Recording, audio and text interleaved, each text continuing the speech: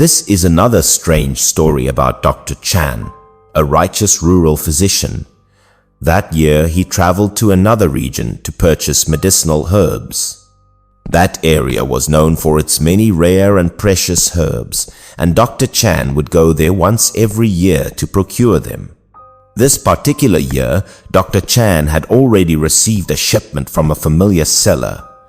Since it was still early, he decided to take a stroll around town.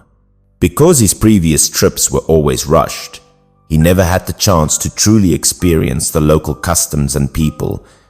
This time, with ample time, Dr. Chan wanted to explore a bit. Dr. Chan wandered aimlessly. Turning into a small alley, he saw from afar an old woman being pushed out of a medicine shop. The scene immediately caught Dr. Chan's attention, and he stopped to see what was happening. He saw the old woman clasping her hands, pleading incessantly. Her words indicated her husband was gravely ill at home and unable to go out. She just wanted the doctor in the shop to make a house call. But because the old woman's home was quite far, the doctor in the shop refused to go. Despite her pleas, they still pushed her out the door. Finally, the shop owner lost patience and threw out a callous remark. "You don't look young either. I won't argue with you.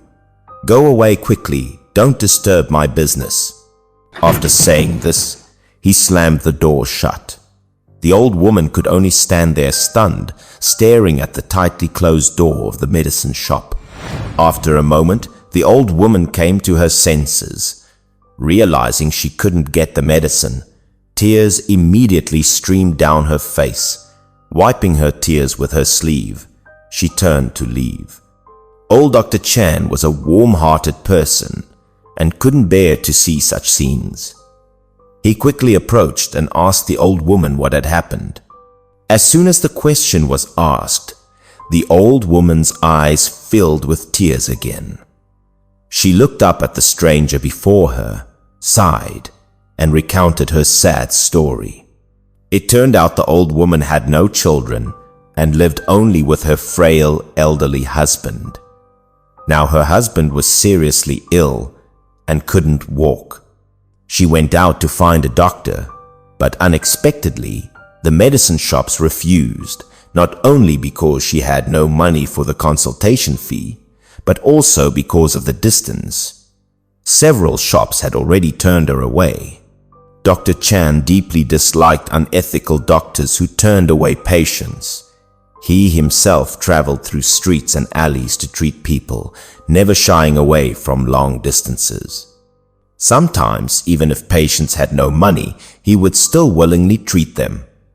Hearing the old woman's story, old Dr. Chan decided he would go to her home to examine her husband. Dr. Chan expressed his willingness to make a house call, which made the old woman overjoyed. After a morning full of setbacks, she hadn't expected to meet such a kind person. He asked for directions to her house. The old woman happily pointed towards her home, clearly indicating its location. A house on the other side of the mountain slope.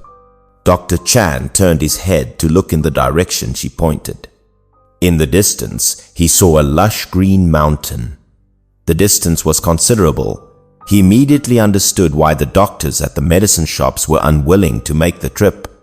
However, undeterred by the difficulty, he stepped forward, supported the old woman, reassured her not to worry, and then urged her to set off quickly so her husband's condition wouldn't worsen. The old woman happily led the way for the doctor.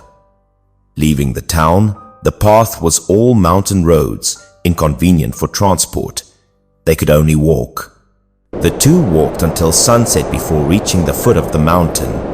Indeed, the saying, "Seeing the mountain makes the horse run itself to death," meaning the destination looks closer than it is, was true. Dr. Chan was physically fit. This distance was nothing to him. But for the old woman, walking the mountain path twice in one day was truly difficult. He had her sit on a boulder by the roadside to rest and drink water, allowing her to regain strength. The old woman rested for a bit. After drinking some water to recover her energy, she looked at Dr. Chan and thanked him profusely. Dr. Chan looked at the path ahead with some concern. He saw that the way forward was a steep uphill mountain trail. Furthermore, it was already getting dark. He worried she wouldn't be able to manage. Once darkness fell, the small mountain paths were obscured under the tree canopy. Without light, the mountain road became even more difficult to navigate. Dr. Chan carefully observed the terrain, then bent down low, intending to carry the old woman on his back for the remaining mountain journey. The old woman tremblingly climbed onto Dr. Chan's back, her voice choked with emotion, thanking heaven for letting her meet such a good person.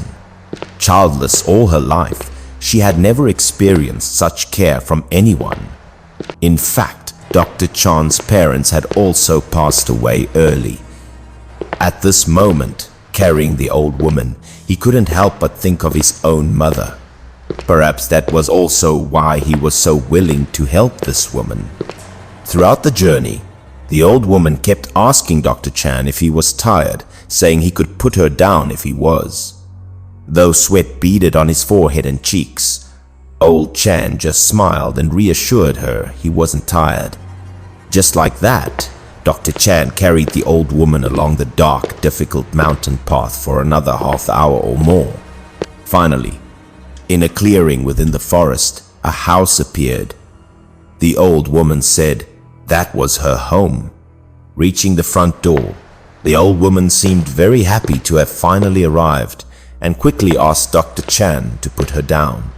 The old woman staggered to the front door and called loudly inside, "Old man, I've brought the doctor." Then she pushed the door open, warmly thanking Dr. Chan for his trouble and invited him inside. Dr. Chan stepped inside, and as he looked around, his heart sank slightly. The old woman's house was truly destitute, with almost nothing in it. There wasn't a single decent piece of furniture, only a few daily necessities. The air smelled damp and musty from lack of ventilation. Dr. Chan scanned the room, his gaze stopping at the earthen bed inside. In the dim light, he saw an old man seemingly over 70 lying there. The old woman sighed, then told Dr. Chan about her husband's condition. His health was already weak, and recently his old illness had recurred. He couldn't eat or drink, couldn't even speak. Worried, she had gone down the mountain multiple times to seek a doctor, only to be refused each time. After hearing the old woman's account, Dr. Chan walked to the earthen bed and carefully observed the ailing old man. He saw the old man's eyes and cheeks were deeply sunken, his complexion sallow, his breathing faint like a thread. This immediately made Dr. Chan frown. Seeing Dr. Chan frown, the old woman thought her husband had no hope left. Her voice trembling, she asked if her husband was beyond saving. Dr. Chan quickly reassured the old woman that there was still time, then asked if she had any bird feathers in the house. Hearing this, the old woman was somewhat puzzled, but didn't dare question further, quickly turning to find one. Not long after, the old woman returned with a feather in her hand, presenting it to Dr. Chan and asking if it would do. Dr. Chan took the feather, then instructed the old woman to open her husband's mouth. Though surprised, she complied. Dr. Chan gently inserted the bird feather into the old man's throat, tickling it slightly. Immediately, they heard the old man making coughing sounds from deep within his throat. Following that, the old man suddenly opened his eyes wide, opened his mouth, and sat bolt upright in bed. A loud cough erupted, and a thick, dark ball of phlegm was spat onto the ground. "Old man, are you all right?" The old woman anxiously moved closer to check on her husband, while Dr. Chan explained his condition. The old man was simply choked by a thick mass of phlegm in his throat. Coughing it up would resolve the issue. Indeed, just as Dr. Chan said, after coughing up the phlegm, the old man's complexion improved significantly. One could even say he was fine. Soon, the old man regained some strength. Supported by the old woman, he sat up and clasped his hands in, thanks to Dr. Chan. He expressed his gratitude, but due to his weakened state, could only sit on the bed and not perform a full bow. His words and gestures didn't resemble those of an ordinary mountain dweller, but possessed the air of someone experienced in the ways of the Jianghu. Dr. Chan, being well versed in the ways of the world, noticed the peculiarity but showed nothing, merely clasping his hands lightly in return. "You are too kind, sir. Treating the sick and saving lives is my duty." The two men found they got along well as they talked. During the conversation, Dr. Chan took the old man's pulse again.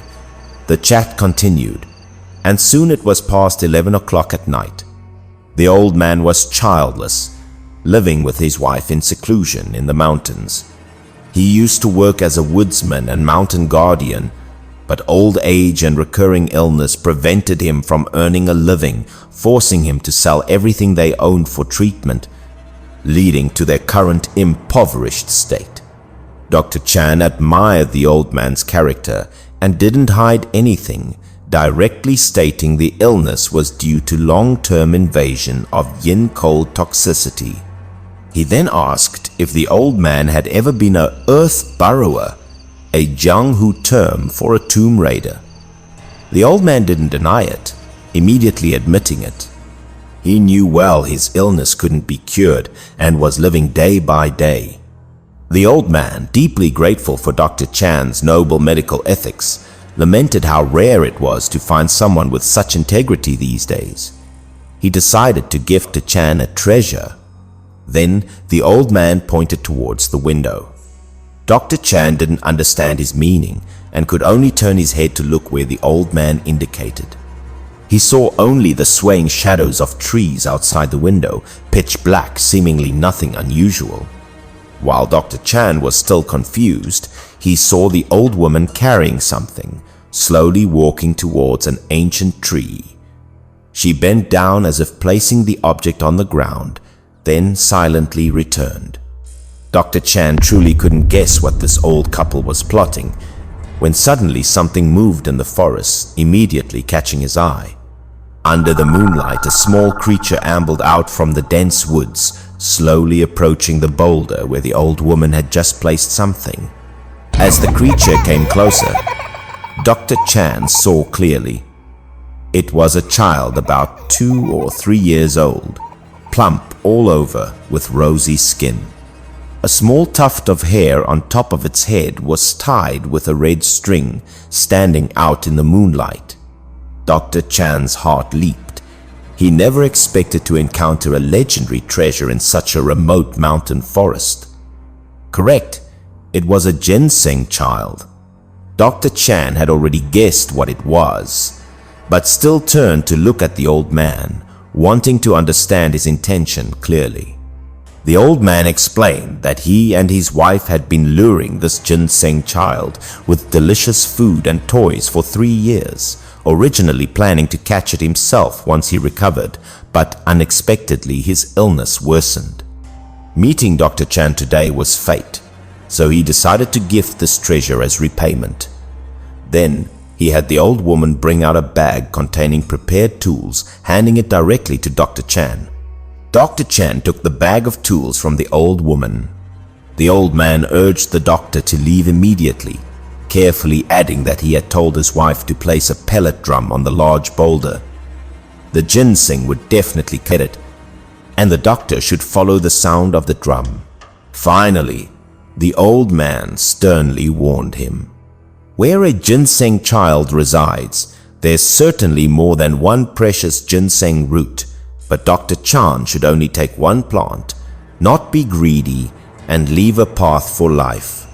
Dr. Chan, familiar with herb gathering, understood the rules of harvesting ginseng in deep forests and nodded in agreement. Carrying the tool pack on his back, Dr. Chan bid farewell to the old couple and turned to leave the house. Before he left, The old woman reminded him to be careful, as the journey would be difficult. Once outside, Dr. Chan surveyed the terrain, quickly chose a hidden spot, concealed himself, and waited for the ginseng child's movement. Not long after, the ginseng child finished the food on the boulder, picked up the pellet drum, and staggered deeper into the dense forest, shaking the drum as it went. The doctor dared not delay, stealthily following close behind the ginseng child step by step. He tried to walk as lightly as possible, fearing it would detect him. One human, one spirit, wound through the deep forest for over 10 minutes. The ginseng child finally stopped moving. Dr. Chan thought to himself, "This must be where it resides." Indeed, the ginseng child stood still in place, then gradually sank into the earth. Only when it had completely disappeared beneath the ground did Dr. Chan quickly emerge from his hiding place behind the tree, knowing his chance had come. Arriving at the spot where the ginseng child had just vanished, Dr. Chan couldn't help but feel overjoyed. Before him was a patch of ginseng, all plants with 5 leaves or more. There were even several with 7 leaves. Even an experienced person like him could hardly hide his delight. Dr. Chan found a large stone, opened the bundle the old man had prepared, and took out a roll of red string. He used the red string to encircle several ginseng plants. This was a common method used by ginseng hunters, ostensibly to prevent the ginseng from running away, but actually a way to mark the location. Because darkness limited visibility, fearing he might damage the ginseng roots if he dug greedily in the night, Dr. Chan, after marking the spot, sat cross-legged under a large tree, waiting until morning to begin digging. The next morning, as soon as it was light, Dr. Chan took out 3 incense sticks and planted them before a large boulder. This was the custom of ginseng diggers, thanking the mountain god for bestowing the treasure. Although he didn't make a living this way, he still performed the ritual sincerely, burning incense and kowtowing as tradition dictated. The tools prepared by the old man were very handy. After some busy work, Dr. Chan had unearthed a ginseng root, complete with all its rootlets. Being very familiar with this medicinal herb, he could estimate its value just by holding and weighing it. Dr. Chan carefully wrapped the ginseng root in moss and bark, slung it onto his back, and returned to the old man's house. Seeing he had harvested a high-quality root, the old couple was overjoyed. But because Dr. Chan had business to attend to back home, he didn't stay long, simply bidding them farewell before departing. Before leaving, he wrote a prescription, saying that if taken persistently, it could expel the yin-coal toxicity from the old man's body. The necessary herbs could all be gathered in the mountains. The old couple was extremely grateful and saw him off to the edge of the mountain. Dr. Chan brought the ginseng down the mountain, found a buyer, and sold it for a good price. However, he didn't keep the money for himself, but used it to buy a large quantity of rice, salt, oil, and nourishing medicinal herbs, arranging for someone to deliver it all up the mountain as a gift to the old couple. The story of Dr. Chan's good deed being rewarded with treasure ends here, but this is just one of countless small anecdotes in the legendary life of this righteous rural physician.